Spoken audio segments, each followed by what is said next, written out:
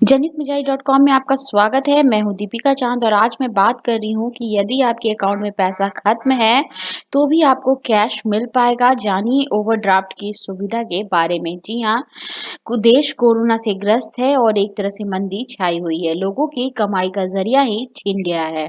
अब ऐसे हालात में कई लोगों के खाते भी खाली हो गए हैं, सारी बचत हवा हो गई है। तो आपको बता दें कि ऐसे में आपको घबराने की जरूरत नहीं है, क्योंकि आपको बैंक की इस सुविधा के बारे में अभी तक पता नहीं है। बता दें कि जरूरत पड़ने पर कई बैंक ओवरड्राफ्ट की फैसिलिटी देते हैं। दोस्त रिश्तेदारों से भी अगर मदद नहीं मिल रही है तो ओवरड्राफ्ट की फैसिलिटी आपके लिए काफी फायदेमंद होगी और आप इस सुविधा का लाभ उठा सकते हैं। तो आइए जानते हैं कैसे आप इस फैसिलिटी को अवेल कर सकते हैं। सरकारी और प्राइवेट बैंक ओवरड्राफ्ट की फैसिलिटी देते हैं। यह एक तरह से बैंक से दूसरा लोन लेने जैसा ही है। ज्यादातर bank current account, salary account और फिक्स्ड डिपॉजिट पर यह सुविधा देते हैं। कुछ बैंक शेयर, बॉन्ड और बीमा पॉलिसी जैसे एसेट के एवज में भी ओवरड्राफ्ट की फैसिलिटी देते हैं।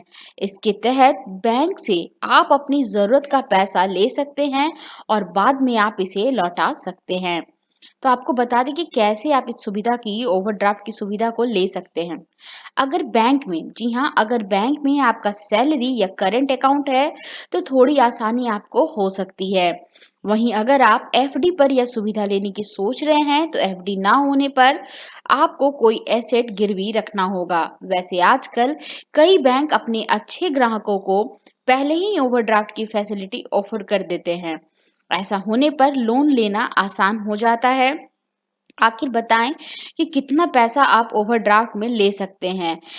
रिजर्व बैंक के अनुसार करंट अकाउंट और कैश क्रेडिट अकाउंट धारक अधिकतम 50,000 रुपए प्रति सप्ताह ओवरड्राफ्ट ले सकते हैं। जी हाँ, 50,000 रुपए प्रति सप्ताह आप ओवरड्राफ्ट ले सकते हैं। लगभग सभी बैंक ओवरड्राफ्ट की फैसिलिटी देने के लिए ग्राहकों से कुछ वर्ष वार्षिक शुल्क भी वसूलते हैं। ग्राहक चाहे तो यह सुविधा ले और जब चाहे इसे डिसकंटिन्यू भी कर सकते हैं।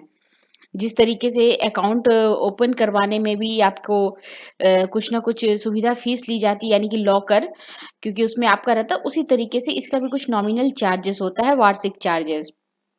जानिए किस अकाउंट पर मिलेगा कितना ओवरड्राफ्ट। सैलरी अकाउंट में किसी का वेतन का आधा तो किसी को वेतन के 3 गुने तक का ओवरड्राफ्ट मिल जाता है।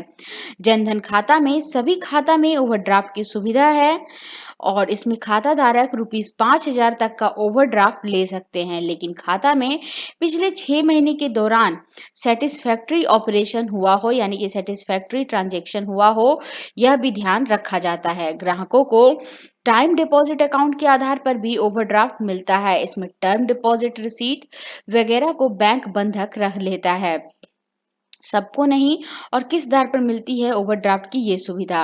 बैंकरों का कहना है कि ओवरड्राफ्ट जो ग्राहकों की अकाउंट वैल्यू और उनकी अकाउंट हिस्ट्री के आधार पर ही ओवरड्राफ्ट दिया जाता है। उनका क्रेडिट व्यवहार कैसा है, इन सब बातों को ध्यान में रखा जाता है। ओवरड्राफ्ट के रूप में ली गई राशि पर बैंक के नियमानुसार ब्याज लिया जाता है।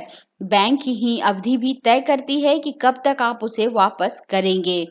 ग्राहक का क्रेडिट स्कोर और रीपेमेंट हिस्ट्री इसमें महत्वपूर्ण भूमिका निभाता है, यानी आपका टोटल ट्रांजैक्शन सही होना चाहिए, तभी आपको यह फैसिलिटी आसानी से मिल पाएगी। तो आइए जानते हैं इसके फायदे के बारे में। क्रेडिट कार्ड या दूसरे पर्सनल लोन के मामले में यह काफी सस्ता है। इसमें आपको अपेक्षाकृत कम ब्याज, यानी कि कम इंटरेस्ट देना पड़ता है। दूसरा फायदा यह है कि ओवरड्राफ्ट में आप जितने समय के लिए पैसा लेते हैं उतने समय के लिए ही आपको ब्याज देना पड़ता है। पर्सनल लोन तय अवधि के लिए मिलता है। इसे समय से पहले चुकाने पर आपको पेनाल्टी देनी पड़ सकती है। इसके अलावा पर्सनल लोन में आपको प्रोसेसिंग चार्ज जैसे दूसरे खर्च भी उठाने पड़ते हैं। तो फिर यदि आपको ऐसी कोई भी जरूरत आ रही है तो आप सारे नियमों और शर्तों को जान लें और बैंक की इस सुविधा का लाभ उठाएं। आपको ये इन्फॉर्मेशन कैसा लगा, आप हमें जरूर बताएं। साथ ही आपके पास कोई क्वेरी है उसे भी आप कमेंट बॉक्स के जरिए बता सकते हैं। साथ ही ऐसे वीडियोस के लिए जनहितमिजाज.com को आप सब्सक्राइब कर सकते हैं, फेसबुक पेज को आप लाइक कर सकते हैं, ट्विटर पर आप हमें फॉलो कर सकते हैं, ताकि ऐसे वीडियोस आप तक आसानी से पहुंचते रहें। धन्यवाद।